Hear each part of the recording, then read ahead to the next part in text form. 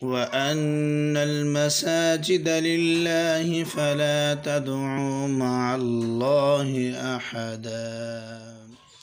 أعوذ بالله من الشيطان الرجيم. بسم الله الرحمن الرحيم.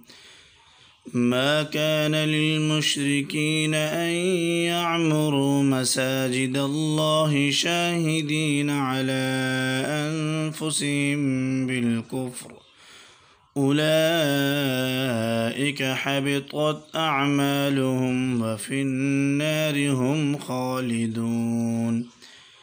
إنما يعمر مساجد الله من آمن بالله واليوم الآخر وأقام الصلاة وآتى الزكاة ولم يخش إلا الله فعسى أولئك أن يكونوا من المهتدين.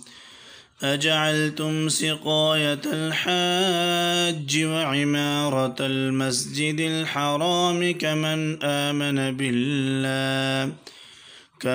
آمن بالله واليوم الآخر وجاهد في سبيل الله لا يستوون عند الله، والله لا يهدي القوم الظالمين.